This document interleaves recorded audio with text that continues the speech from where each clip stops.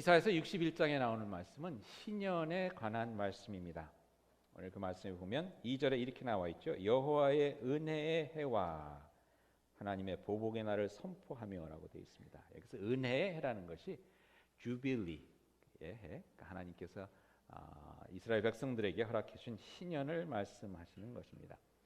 신년은 무엇이냐 하면요, 여러분 이스라엘 그 전통 속엔 안식년이라는 그런 그 개념이 있었습니다. 안식년은 7년마다 쉬는 거죠. 저희들이 안식일이 7일째 되는 날 쉬는 것이지 않습니까? 그와 마찬가지로 7년 때마다 그 자기들이 경작하던 밭을 놀리게 되어 있습니다.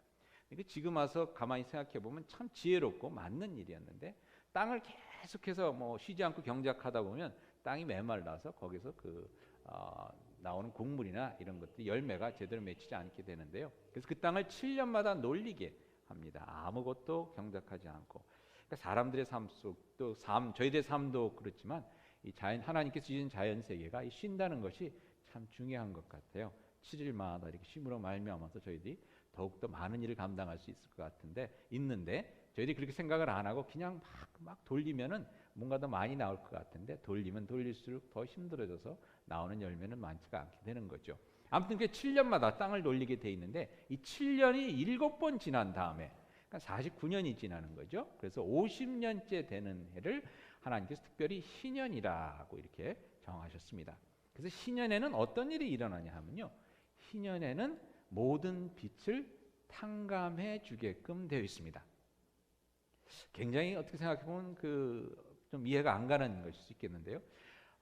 그 이스라엘은 옛날에는 특히 빛을 갚기 위해서, 빛을 못 갚게 되면 땅을 이제 뺏기게 되고, 땅도 없고 그러면 자기 몸이 이제 그 종으로 이제 팔려가게 돼 있죠, 옛날에는. 근데 50년 됐을 때 이 빛 때문에 뺏겼던 땅을 다시 다 돌려주게 돼 있고요. 빛 때문에 종이 됐던 사람들을 다시 다 자유인으로 만들어지는 그러한 그 일을 행하게 돼 있습니다. 다시 말하면 새롭게 다시 시작하는 겁니다. 50년 동안 뭐 누구는 또 뭐 좀 땅을 많이 갖게 되고 뭐 노예도 많이 갖게 되고 돈도 많이 갖게 되고 그럴 수 있지만, 50년이 지났을 때는 이런 화투판에서 모든 거 다 뒤집어 엎고 처음부터 하듯이 파토하고 시작하듯이 처음부터 다시 시작하는 겁니다. 그래서 오늘 말씀에 보니까 말이죠, 다시라는 말이 많이 나오죠. 다시라는 말을 보게 되는데 61장 4절에 보니까 이렇게 나옵니다. 오래 황폐하였던 곳을 다시 쌓을 것이며 옛부터 무너진 곳을 다시 일으킬 것이며 황폐한 성읍 곧 대대로 무너져 있던 것들을 한국 성경에는 증수할 것이라 이제 다시 쌓게 된다는 얘기입니다. 다시 시작하고 다시 할 수 있는 그런 은혜를 하나님께서 주신다는 것입니다. 그다음에 오늘 그 말씀을 보니까 이제 이 희년을 선포하면서 그러므로 인해서 가난한 자에게 아름다운 소식이 전해진다 이렇게 얘기를 했는데요. 여기서 얘기하는 가난한 사람은 누구냐 하면 빛으로 인해서 땅을 뺏겨서 돈이 없는 사람들입니다. 그렇게 해서 가난한 사람들에게 아름다운 소식이 전해지는 겁니다. 무슨 소식입니까? 너희가 다시 시작할 수 있다. 땅이 다시 여러분의 것이 됩니다. 다시 시작할 수 있습니다. 빛 때문에 빼앗겼던 기업, 사업체 다시 돌려받아서 다시 새롭게 시작할 수 있습니다. 라는 그 소식, 그 아름다운 소식이 전해진다는 것입니다. 그리고 마음이 상한 자를 고치며, 여러분 화병이라는 게 있지 않습니까? 모든 걸 다 뺏겼고 화병에 걸려서 누워있던 사람들, 그들에게 새로운 소망이 주어진다는 거예요. 다시 이거 주셨으니까 다시 시작할 수 있습니다. 새로운 소망을 가져보십시오. 그리고 갇힌 자와 포로된 자, 왜 갇혀 있겠습니까? 빛을 못 갚아서 갇혀 있는 사람, 빛을 못 갚아서 노예가 된 사람들에게 자유함이 선포된다는 겁니다. 다시금 여러분들의 집으로 돌아가서, 여러분의 고향으로 돌아가서, 여러분 땅으로 돌아가서 다시 시작할 수가 있다는 것입니다. 여러분 인생을 살다 보면 다시 시작하고 싶은 생각이 들 때가 아마 좀 있으실 것 같아요. 저는 요즘 아이들을 다시 키워볼 수 있다면 좋겠다는 생각이 드는데요. 이제는 뭐 다 커서 잘 커졌지만 그래도 뭐 좀 이런 것들을 좀 바꿨으면 좋겠는데 내가 미리미리 알아서 좀 다시 키워봤으면 하는 그런 생각 드는데, 여러분 혹시 그런 생각이 들지 모르겠습니다. 여러분 혹시 다시 공부해봤으면 하는 생각 드시는 분 없어요? 저도 없는 것 같은데 내가 신학교 다시 가면 참 이런 걸 좀 더 공부할 텐데 하는 그런 생각을 해볼 수가 있고요. 다시 사업을 시작해보면 하는 생각 가지고 계신 분들 아마 있을 겁니다. 뭐 이런 일을 해서 이런저런 일을 해서 힘들어졌는데 내가 다시 한번 기회만 주어진다 그러면 그런 바보 같은 실수 안 하고 좀 한번 잘해볼 수 있을 텐데 하는 생각이 들 수도 있겠고요. 다시 내가 신앙생활을 좀 시작할 수 있다 그러면 지금까지 그냥 허송세월 보낸 것 이렇게 뭐 이리저리 빠지고 저리 빠지고 게으름 가운데 그랬던 것 이젠 좀 진짜 한번 열심히 잘 믿어봐서 지금쯤은 내가 한번 장로가 되었을 텐데 뭐 한번 이런 생각을 해보는 분이 계실지 모르겠고요.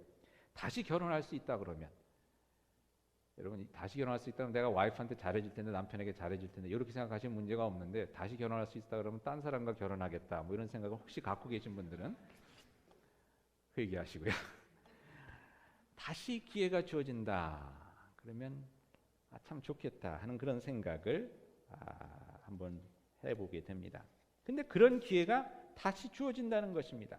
그런 기회가 다시 주어지는 것이 신연입니다. 하나님의 은혜의 해입니다. 무너진 가정을 다시 세울 수가 있다는 것입니다. 무너진 관계들을 다시 새롭게 할 수가 있다는 것입니다. 무너진 사업, 기업을 다시 일으킬 수가 있고요. 무너진 건강, 이거 후회하시는 분들이 많을 거예요. 무너진 건강 새롭게 세울 수 있고 하나님께서 무너진 자아를 다시 세워주며 무너진 교회 공동체들을 다시 세울 수 있는 기회를 하나님께서 주신다는 것입니다. 하나님의 은혜는 은혜의 정의는요. 뭐 여러 가지로 내릴 수가 있겠지만 하나님의 은혜의 정의 중에 하나는 다시 시작할 수 있다는 것입니다. 다시 시작할 수 있다는 것. 여러분들 어떠신지 모르겠지만 매일매일 아침에 일어나는 것이 하나님께서 새롭게 해주시는 은혜 아닙니까? 다시 하루를 시작할 수 있는 겁니다. 저도 매주일이 이렇게 오는 것이 지난주에 못했던 설교를 다시 한번 해볼 수 있는, 잘해볼 수 있는 기회가 주어지는 은혜의 때입니다. 여러분 다시 시작할 수 있다는 것.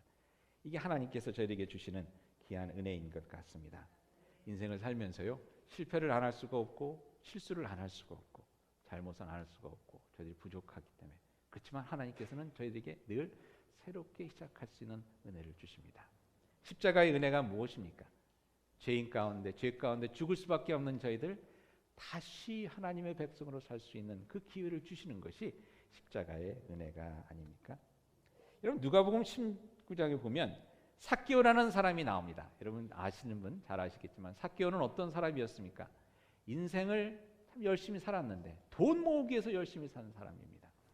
성경에 보면 키가 작은 사람이라고 나와 있다고 저희들이 이해를 하는데요. 그러다 보니까 성경 주석가들이 이런 얘기를 많이 하죠. 키가 작았기 때문에 얼마나 많은 놀림 가운데서 자랐겠느냐. 사람들이 놀리는 가운데서 이를 악물고 나를 놀리는 이놈들 내가 본때를 보여주겠다. 악착같이 돈 벌어서 내가 이 사람들을 내 앞에 무릎 꿇게 하겠다. 그런 독을 품고 살았던 사람 같아요. 그래서 뭐가 됩니까? 세금을 걷는 텍스 컬렉터가 됩니다. 그래서 로마 군정 당시 로마 정권 밑에서 참 그 로마 정권의 그 힘을 등에 업고 사람들을 착취를 해서 있는 대로 돈을 다 모아서 큰 부자가 됩니다. 성경에 보니까 부자가 됐다고 나와 있습니다. 이제 어느 날 그가 생각해 보니까 인생을 헛살았던 거예요. 다시 살고 싶었습니다. 내가 다시 살 수만 있다 그러면 이렇게 살지 않을 텐데 왜? 주위를 둘러보니까 아무도 친구가 없는 거예요. 아무도 자기 집을 찾아오는 사람이 없습니다. 삭개오 당신 집에 가서 한번 저녁이나 같이 먹읍시다 라고 하는 사람이 아무도 없는 거예요. 자기 장례식을 생각해 보니까 장례식에 올 사람이 아무도 없는 것입니다. 오래전에 어떤 영화를 하나 보니까 어떤 영화의 내용이 부자가 여자인데 이 여자가 부자인데 죽었어요. 근데 하도 돈을 어떻게 악착같이 모았는지 장례식에 아무도 안 왔어요. 근데 이걸 알고선 이 사람이 미리 돈을 페이를 했어요. 내 장례식에 오는 거를 그걸 조건으로 해서 돈을 다 줬는데 자기가 죽고 나서 영혼이 이렇게 장례식에 와보니까 아무도 없는 거예요. 이 나쁜 놈들 그러면서 하는 그런 장면이 생각이 나는데 여러분들 장례식에 아무도 와줄 사람이 없다는 건 인생을 헛산 것 아니겠습니까? 삭개오가 그런 생각이 들었던 것 같아요. 근데 어느 날 예수님을 만납니다. 성경이 재밌는 것이 삭개오가 뽕나무에 이렇게 올라갔다고 되어 있지 않습니까? 이 뽕나무는 가난한 사람이 올라가는 나무입니다. 가난한 사람들이 올라가서 뽕나무 열매를 따고 이러려고 올라가는 그 뽕나무인데 여기에 돈이 많은 부자 삭개오가 올라간 겁니다. 삭개오가 올라갔는데 예수님께서 뭐라고 그러시느냐? 예수님께서 하시는 말씀이 참 재밌어요. 뭐라고 그러시죠? 딴 얘기 하시지 않고 내가 오늘 너희 집에 가서 유하여야 되겠다. 왜 그 말씀을 하셨을까? 가지고 있는 의미가 참 많다고 생각합니다. 삭개가 너무나 고마워했어요. 너무나 좋아했어요. 아무도 자기 집에 올 사람이 없는 그런 삭개였는데 예수님께서 하나님의 은혜 가운데 새롭게 시작할 수 있는, 그 집에 다시금 사람들의 발걸음이 드나들 수 있는 은혜의 때를 허락해 주신 겁니다. 그러니까 삭개가 어떻게 합니까? 자기 자신 반을 가난한 사람들에게 나눠주겠습니다. 선포합니다. 내가 잘못한 사람이 있으면 4배를 갚겠습니다. 선포합니다. 다시 시작하는 겁니다. 다시 새로운 삶을 시작하는 그러한 역사가 있는 것을 보게 됩니다. 여러분, 하나님의 은혜는 다시 시작할 수 있는 기회를 여러분에게 줍니다. 다시 시작할 수 있는 용기와 지혜와 힘을 여러분에게 주는 것이 하나님의 은혜입니다. 여러분, 삶 가운데 혹시 내가 헛살 왔다고 생각하시는 분 계십니까? 지금도 늦지 않았습니다. 하나님의 은혜 가운데 새롭게 시작할 수 있는 귀한 역사가 있게 되리라 믿습니다. 성경의 부분도 후회를 많이 했던 사람 중에 하나가 베드로였습니다. 베드로가 어떤 사람이었습니까? 예수님의 수제자였습니다. 예수님께서 특별히 생각하며 예수님께서 참 다른 제자들은 안 데리고 가는 그러한 은혜의 자리에 베드로만큼은 꼭 데리고 갔습니다. 죽은 자를 죽은 어떤 여자아이를 살릴 때도 베드로를 데려갔습니다. 변화산상에서 예수님께서 바뀌어지는 그 모습을 보여주기 위해서 베드로를 데리고 가셨습니다. 그런 베드로였는데 이 베드로가 어떤 잘못을 합니까? 어떤 실수를 합니까? 예수님이 잡히시던 날 밤 예수님께서 가장 제자들이 필요했던, 제자들의 서포트가 필요했던 바로 그 순간 베드로는 예수님을 3번이나 부인합니다. 아마 그날만 생각하면 베드로가 진짜 늘 가슴을 치면서 울었을 것 같아요. 내가 진짜 정신이 그때 빠졌었지. 아니, 내가 도대체 지금 무슨 생각을 하고 예수님을 3번이나 부인했을까? 그때로만 다시 돌아갈 수만 있다면, 다시 돌아갈 수가 있다면 내가 혀를 깨물고라도 예수님을 부인하지 않으리라 라는 생각을 했을 것 같아요. 그때 성경에 보니까 닭이 울었을 때 베드로가 밖에 나가서 통곡하며 울었다고 합니다. 통곡하며 울었다. 그 통곡하는 그 마음을 아마 여러분 가운데 이해하시는 분들이 있을지 모르겠어요. 그때 내가 왜 그랬을까? 생각만 하면 그냥 부끄러움과 함께 그냥 가슴을 치고 싶은 생각이 나는. 근데 그 베드로에게 예수님께서 어떻게 기회를 주십니까? 요한복음 21장에 보면 저라 부활하신 다음에 저를 만나서 뭐라고 물어보시냐면 내가 나를 사랑하느냐 물어보시는데 몇 번을 물어보시죠? 3번을 물어보십니다. 한 번만 물어봐도 됐을 거고, 아니면 좀 더 확실히 하려고 그러면 7번을 물어볼 수도 있는데 왜 3번을 물어보셨을까? 베드로가 3번 부인을 했으니까. 나는 예수님을 모릅니다 라고 부인했던 그 입술이 3번 주님 나는 당신을 사랑합니다 고백함으로 다시금 정결케 되어서 그리스도의 복음을 전할 수 있는 그런 제자로서 다시 시작할 수 있도록 하는 예수님께서 저에게 3번의 기회를 주십니다. 하나님의 은혜는 저에게 기회를 주는 은혜입니다. 여러분 가운데 그렇게 생각하는 분들이 있을 것 같아요. 저는요 그냥 기회가 한두 번 필요한 게 아니라 한 7,000번은 필요한 것 같아요. 뭐 또 했다가 또 잘못하고 또 그랬다가 실수하고. 여러분, 하나님의 은혜는 여러분의 실수보다, 여러분의 죄악보다 큽니다. 7,000번이 아니라 10,000번이라도 여러분들에게 새로운 기회를 주실 줄 믿습니다. 이스라엘 백성들이 그랬습니다. 이스라엘 백성들 광야에서 생활할 때 얼마나 참 제가 하나님이었으면 참 그랬을 것 같아요. 근데 이스라엘 백성들이 불평할 때마다 하나님께서 만나를 보내주셨죠. 반석에서 샘물 나게 하셨죠. 매출하게 보내주셨죠. 하나님의 은혜는 이와 같이 저희들에게 새로운 기회를 주는 은혜입니다. 다시라는 말과 함께 오늘 그 말씀에 보니까 대신이라는 말이 또 나옵니다. 61장 3절에 보니까 이렇게 나옵니다. 무릇 시온에서 슬퍼하는 자에게 화관을 주어 그 죄를 대신하며 기쁨의 기름으로 그 슬픔을 대신하며 찬송의 옷으로 그 근심을 대신하시고 그들의 의의 나무 곧 여호와께서 심으신 영광을 나타낼지라 일거듬을 받게 하려 하심이라. 대신하게 하시는 것이 또한 하나님의 은혜입니다. 죄 가운데, 죄는 회개를 나타내죠. 그래서 죄가 많은 것에서 회개하는 가운데, 슬픔 가운데 있는 것에 하나님께서 화관은 승리한 자에게 주는 겁니다. 이긴 자에게 주는 것입니다. 그들에게 하나님께서 용서와 함께 하나님의 일을 감당할 수 있는 능력을, 그리고 하나님께 칭찬받을 수 있는 자로서 세워주신다는 것입니다. 슬픔 대신에 기쁨의 기름을 부어주신다고 말씀합니다. 인생의 실패에서 슬픔 가운데 있고 자신의 삶조차도 제대로 감당하지 못해서 슬픔 가운데 있는 자들에게 하나님께서 기름을 부어주시는 겁니다. 무슨 기름입니까? 세우는 기름입니다. 제사장으로 세우고 하나님의 왕으로 세우시는, 하나님 나라의 왕으로 세우는 그 기름을 부어주는 것이 기쁨의 기름이 되는 것입니다. 하나님의 일을 감당하는 기쁨이 넘치도록 하나님께서 새로운 능력으로 부어주신다는 것입니다. 근심 대신에 찬송의 옷을 입혀주신다 그랬습니다. 근심 대신에 그들이 찬송의 옷을 입고 훨훨 나를 수 있는, 하나님께 영광을 돌리는, 하나님께 감사를 드릴 수 있는 그러한 찬양의 옷을 입혀주신다는 것입니다. 하나님의 은혜는 이와 같이 저희들의 슬픔을 기쁨으로 바꿔주시고 절망을 소망으로 바꿔주시고 저희들의 약함을 하나님의 능력으로 대신케 해주시는 것이 바로 하나님의 은혜인 것입니다. 여러분 가운데 힘들고 어려워서 마음이 무거운 분들 계십니까? 하나님의 은혜를 향해 한 발짝 오늘 나아가실 수 있기를 바랍니다. 그럴 때 그 힘들고 어려움이 찬송으로 바뀌는 것을 경험하시게 될 것입니다. 여러분들 가운데 걱정이 많으신 분이 있습니까? 하나님의 은혜의 자리를 한번 나오시기를 바랍니다. 그 걱정이 새로운 소망과 희망으로 바뀌어질 줄을 믿습니다. 여러분 성경은 이와 같이 하나님께서 대신해 주시는 은혜의 이야기로 가득 차 있습니다. 아까 말씀드렸지만 광야의 배고픔을 하나님께서 만나로 대신해 주셨습니다.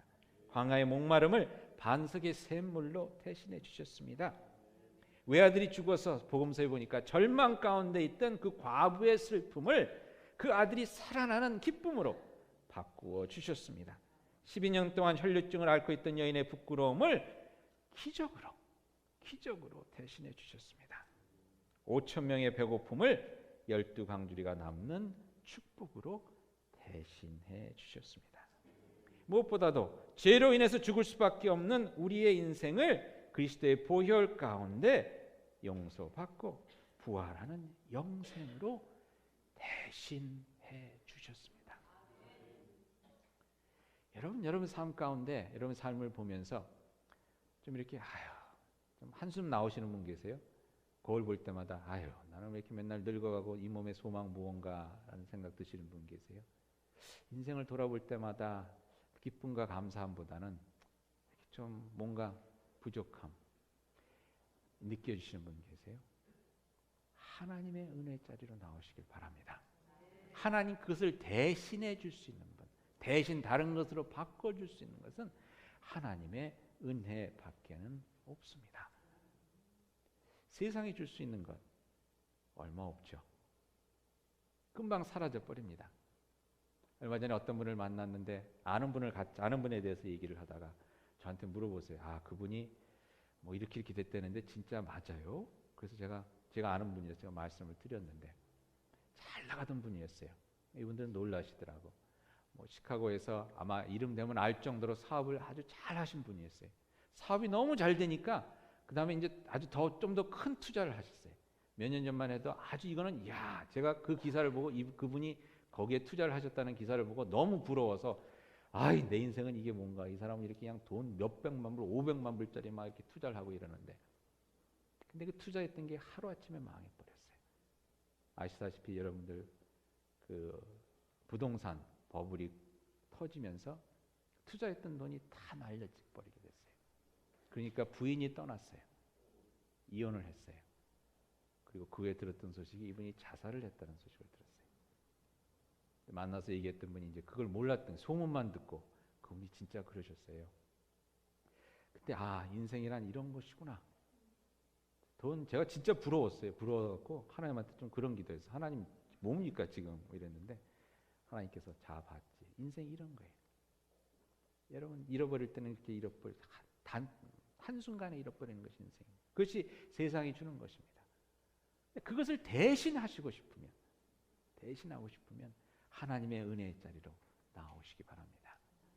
제가 예수 믿으면서 참 감사한 것 중에 하나는요, 죽음이 진짜 두렵지가 않아요. 죽음이 이렇게 기대가 되는데 또 기대된다고 그러면 또 미쳤다고 그러실까 봐 제가 그렇게는 얘기를 못하고, 기대가 돼요. 아, 천국이 얼마나 좋을까라는 생각을 하면 사도 바울이 그런 고백을 하지 않았습니까? 고민이 나는 빨리 내 육신을 떠나서 하나님께 계신 천국을 가고 싶은데 왜냐하면 3층 천국까지 봤으니까. 근데 가만히 생각해 보니까 여기서 내가 할 일이 있고 필요할 것 같고 어디로 가야 될지 내가 참 고민이다. 여러분 이 고민이 좋은 고민이에요. 그죠? 어디로 가야 할지 고민인 거. 갈 데가 없어서 집에 혼자 있는 거 이거는 문제거든요. 그리고 가기 싫은데 가야 되는 거 이게 문제예요. 이 땅에서 살기도 힘들고 죽자니 또 어디로 갈지 모르니까 고민되고 이것보다는 여기도 있어도 좋고 가도 좋고 그게 예수 믿는 사람들이 하나님께서 주시는 복입니다.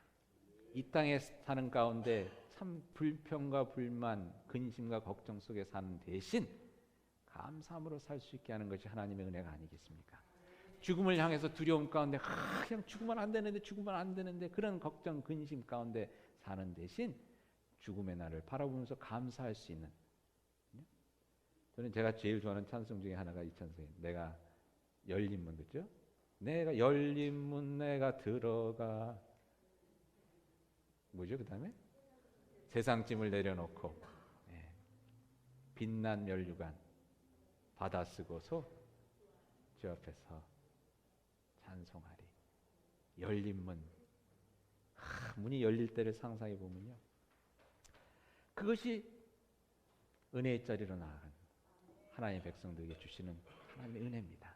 죽음의 두려움 대신 기대, 감사, 찬양 할 수 있게 하는 것. 그 일을 예수 그리스도를 통해서 저에게 주신 것입니다. 바라기는 저희 모두에게 그런 하나님의 은혜를 아는 하나님의 은혜로 가득 찬 그런 삶이 될 수 있기를 간절히 바랍니다.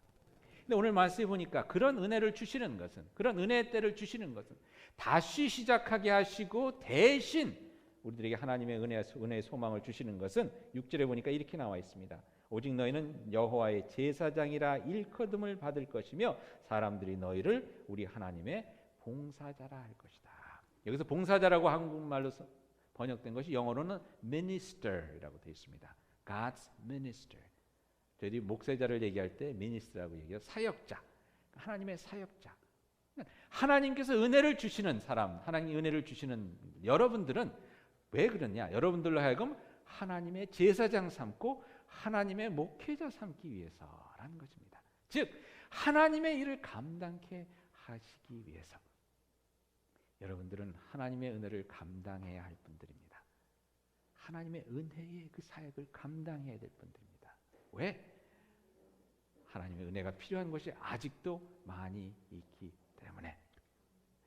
여러분들은 그 어떤 분의 그 간증이었는데요. 교회가 힘들어져서 교회를 떠날까 하는 그런 생각을 하고 있었습니다. 창립 멤버셨는데 교회를 떠날까 하는 그런 생각을 하고 어떤 분에게 얘기를 했더니 그 집사님이 그러시대요. 그분을 모시고 아니 권사님의 교회를 떠나면 나는 어떡하고요.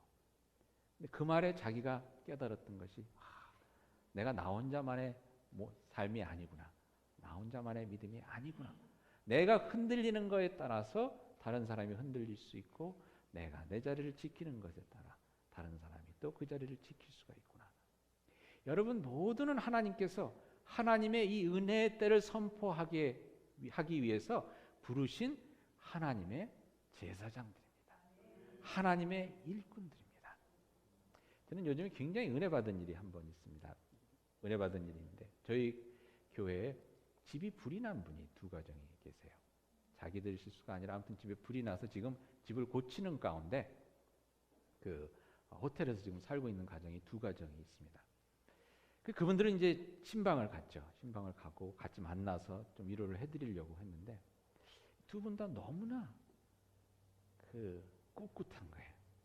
어떤 분 얘기로 우리 이윤성 전도 찬양 집회 저희 교회 잘 오는 이윤성 전도사님의 노래 중에 그런 얘기가 있는데 은혜 주러 갔다가 은혜 받아 돌아왔습니다. 그런 케이스가 됐어요. 그런 경우는 제가 목회자가 아니라 그분들이 저에게 목회자가 된 것입니다. 그런 경우를 종종 경험하게 돼요.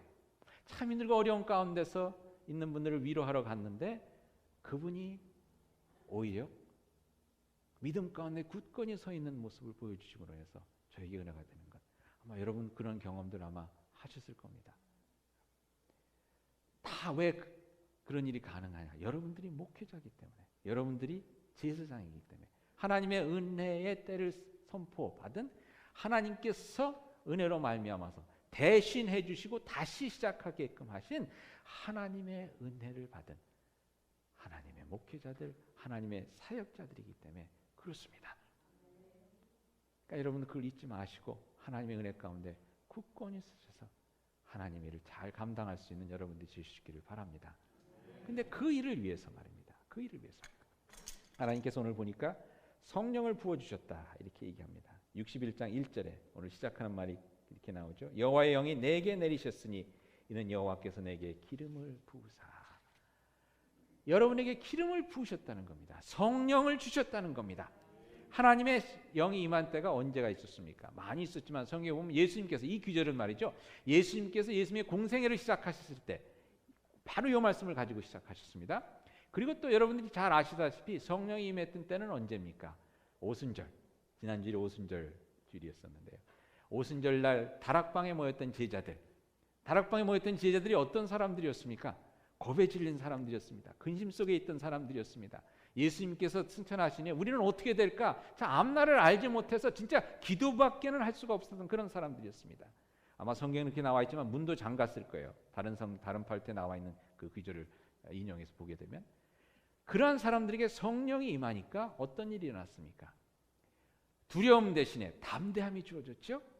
걱정 근심의 언어 대신에 하나님의 말씀을 전하는 놀라운 성령의 언어를 말하게 됐습니다. 그래서 길거리로 나가서 무슨 일을 합니까? 제사장의 일을 감당합니다. 사역자의 일을 감당합니다. 복음을 전하기 시작합니다. 그럼을 통해서 하나님의 놀라운 구원의 역사가 예루살렘부터 펼쳐져 가는 것을 저희 보게 되지 않습니까? 하나님께서 은혜의 때를 선포하시면서 여러분들에게 다시 시작할 수 있는 은혜를 주시고 대신 해주는 은혜를 허락해 주시면 성령의 임하신 가운데서 여러분들이 그와 같이 바뀌고 변화되어서 하나님의 능력을 드러내고 하나님의 능력 가운데 주님의 일을 감당하는 사역자로서 제사장으로서 그 일을 감당케 하시려고 하나님께서 여러분들에게 은혜의 때를 허락해 주심을 믿습니다. 부탁드리는 여러분 그 믿음을 가지고 나가서 담대히 그 일을 감당하실 수 있기를 바랍니다. 여러분들이 여러분들의 삶에 따라서 그 주신 은사가 다 틀리죠. 어떤 분들에게는 아마 자녀들을 위한 제사장이 되라는 부름을 받으셨을 겁니다. 어떤 분들은 그 목장을 위한 제사장이 되라는 부름을 받으셨을 거고요. 어떤 분들은 옆에 있는 친구를 위한 제사장이 되라는 부름을 받으셨을 것이고 어떤 분들은 또 교회를 위한 제사장의 역할을 감당하라. 한 동네를 위한 제사장의 역할을 감당하라는 부름을 받으셨을 겁니다. 그 가운데서 늘 다시 시작하게 하시는 하나님의 은혜가 있음을 믿고 때로는 실수하고 때로는 실패하더라도 여러분 절망하지 말고 실망하지 말고 담대하게 나아가실 수 있기를 바랍니다. 예수 믿는 것 중에서 여러분 예수를 믿으면서 하나님께서 용서해 주시는 것은 실수인 것 같아요. 근데 물론 이것도 용서해 주시겠지만 하나님께서 좀 곤란해 하실 것은 뭐냐면 아예 하지 않는 것이 아닌가 생각합니다. 아예 하지 않는 것. 여러분 실수는 하나님께서 오늘 말씀처럼 다시 세우실 수 있도록 하나님께서 도와주시는데 다시 아무것도 안 하고 있으면요. 하나님께서 어떻게 하실 수가 없는 것이겠죠. 하나님의 은혜의 때가 선포되고 하나님께서 여러분에게 성령을 주시는 것은 그 은혜를 나누기 위해서 그 일을 제사장의 일을 감당하기 위해서 사역자의 일을 감당케 하기 위해서 하나님께서 주신 것임을 믿고 그 일을 잘 감당하실 수 있는 여러분들이 되실 수 있기를 바랍니다. 일을 하시다가 실수되고 잘못됐을 때 절대 실망하지 마시고요. 다시 시작할 수 있는 하나님의 은혜가 있음을 믿고 나아가실 수 있기를 바랍니다. 저도 목회를 시작한 후 실수를 많이 했죠. 어떤 목사님은 그런 실수를 했다고 그러더라고요. 큰 교회 목사님인데 한 4부, 5부 예배를 드리는데 설교를 준비하느라고 밤을 새는 바람에 잠을 한 잠도 못 잤대요. 한 잠도 못 자서 한 2부 예배까지는 잘 견뎠는데 3부 예배 때 장로님이 기도를 하시는데 이 설교보다 길게 하시는 기도 있잖아요. 이걸 하시니까 뒤에 앉아있다 그냥 졸으신 거예요. 근데 여러분들 그렇게 피곤하다 잠이 들면 그냥 팍 깊이 드는 수가 있잖아요. 깊이 들어가고 갑자기 그냥 팍 잠이 들어버렸던 거예요. 기도가 끝난 것도 모르고 기도가 끝나서 이제 찬송가 성가대가 찬양을 하는데 후주를 하는데 목사님이 안 일어나니까 사회 보던 목사님이 와서 깨운 거예요. 목사님 끝났어요. 이거 말씀하신 거예요. 끝났다는 게 기도가 끝났다는 얘기인데 잠결에 끝났다는 얘기를 듣고서는 찬송이 끝나니까 앞으로 나와셔서 손을 들고 이제는 우리 주 예수 그리스도의 은혜가 3부 메인 예배 때 헌금을 못 걷어서 그 주에 아주 그냥 손해가 막심했다 그러더라고요. 그런 실수도 저희가 합니다. 어떤 분은 하도 장례식을 많이 하다 보니까 장례식을 한 3개 하고 한 겹쳐갖고 결혼식을 하는데 결혼식 때 이렇게 얘기를 했대요. 이제 신랑 고 아무개군의 입장이 있겠습니다. 근데 안 들어오더래요.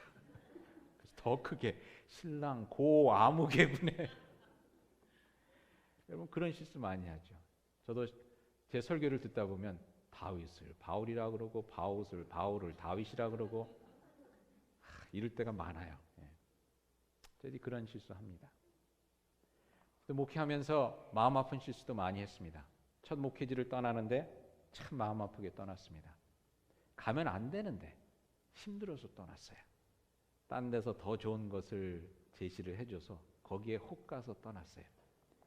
목회자로서 떠나면 안 되는 이유로 떠나는 마음이 너무나 아파서 가는 내내 운전하면서 딴 도시로 가는데 가는 내내 울었어요. 거기에 가서 새벽 기도를 하는데 새벽에 무릎 꿇을 때마다 두고 온 교인들이 생각나서 계속 눈물밖에 안 나왔어요. 하나님께 기도했어요. 하나님 1년만 저 벌 주세요. 1년은 제가 벌을 달게 받겠습니다. 3년을 주시더라고요. 3년 동안 고생하고 거기서 떠날 때는 담임 목사님이 부르더니 이렇게 말씀하세요. 초이스가 2개다. 자진사임 하든지 아니면 쫓겨나든지. 근데 교회에서 나가라고 그래서 나가면 앞으로 그 기록이 안 좋을 테니까 자진사임하는 걸로 해서 사임하자. 그래서 제가 사직서 쓰고 나왔어요. 나올 때 담임 목사님 얼굴도 보지 않고 나왔어요. 기분이 안 좋아서. 그렇게 얘기했는데 그걸 보고 오겠어요? 근데 그런 것들을 통해서 하나님께서 그래도 저를 목회자로 세워주셔서 이 교회에 이제 11년을 있게 되는데 얼마나 감사한지 모르겠어요. 시카고에서 제가 제일 행복한 목회하는 것 같아요. 지금 지난주에 여러 목회자들의 소식을 들었는데 너무 마음 아프더라고요. 힘든 분들이 너무 많아서.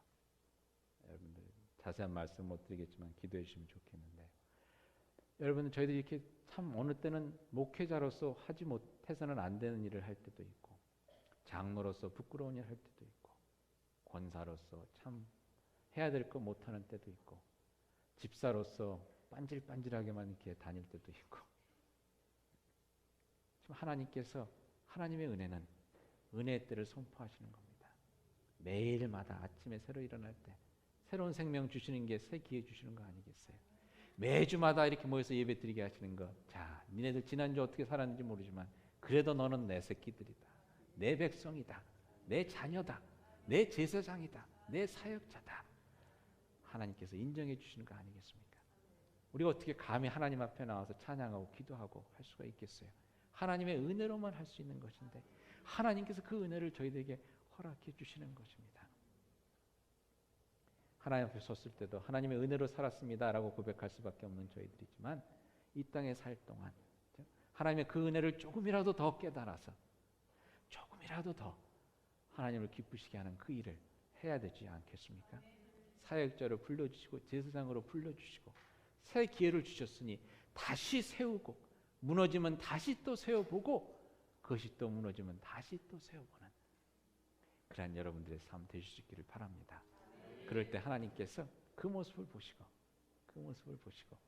하나님께서 기뻐하실 것 같아요. 자녀를 보는 마음이 그렇지 않습니까? 뭘 잘해서가 아니라 노력하는 그 모습을 보고 우리들이 기뻐하듯이 하나님께서 여러분들이 그런 모습을 보고 기뻐하실 줄 믿습니다. 또 그리고 그것을 통해서 하나님께서 놀랍게 역사해 주십니다. 한 말씀만 드리고 마치겠습니다. 얼마 전에 저희 왔던 김만희 찬양 사역자 간증입니다. 이분이 만나서 얘기를 하는데 한국의 찬양 사역자 삶이 굉장히 힘든 것 같아요. 왜냐하면 뭐 요즘은 CD가 많이 팔리는 것도 아니고 다 컴퓨터로 다운로드 받는데 제대로 돈 내고 다운로드 받는 것도 아니고 그죠? 저도 그분이 준 CD를 갖고 다니면서 차에서 들을 때 혹시 망가질까 봐 카피를 해서 이렇게 들었더니 그걸 보더니 목사님 이것 때문에 저희들이 힘든 겁니다. 그러시던데 그렇게 힘든 게 찬양 사역자 삶입니다. 그래서 만나서 얘기를 하는데 그 힘든 얘기를 하더라고요. 힘든 얘기라서 좀 도와줬으면 좋겠다 그런 생각이 들었는데 이번에 여행을 하면서 미국에 와서 4주 동안 여행을 하면서 그 친구가 그분이 이런 생각을 갖고 여행을 다녔답니다. 뭐냐면 가는 곳마다 한 사람을 위한 찬양이라도 할 수 있게 해주십시오. 한 사람을 위한 찬양. 근데 가는 곳마다 하나님께서 그렇게 만나게 하시는 거예요. 시카고에 가서도 그분의 찬양을 듣고 힘을 얻는 한 사람을 만나게 해주시고 달라스를 갔더니 어떤 분이 오시더니 혹시 이 찬양하신 분 아니세요? 그러시더라고요. 그래서 그게 네 맞습니다. 그랬더니 오래전에 제가 굉장히 힘들고 어려웠을 때 그 찬양만 부르면서 제가 살았습니다. 그 찬양이 나를 살렸습니다. 라는 고백을 하면서 뭐라고 하셨냐면 아직까지 그 일을 하고 계셔서 너무나 감사합니다. 거기에 이제 본인이 은혜를 받았다는 거예요. 여러분들 저희들이 그렇습니다. 오늘날은 저희들이 하는 일이 아무것도 아닌 것 같은데 나만 훌쩍 떠나버리면 될 것 같기도 하고 나만 혼자 그냥 내 손 놓으면 될 것 같은데 그게 아니라는 겁니다. 왜?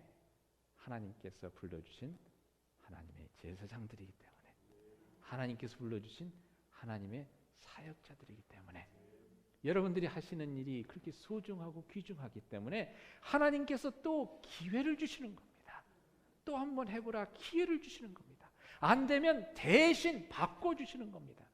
다른 것으로 채워주시는 겁니다. 왜?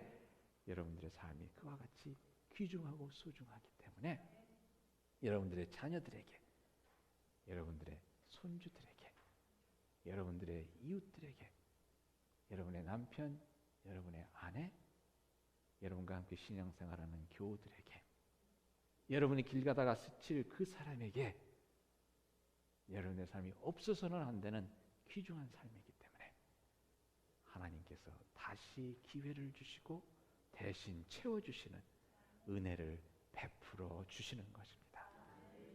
그 은혜 가운데 저희들이 감사하면서 그 은혜를 또 열심히 나눌 수 있는 주의 백성들 되시기를 그리스도 이름으로 축원드립니다. 기도하시겠습니다.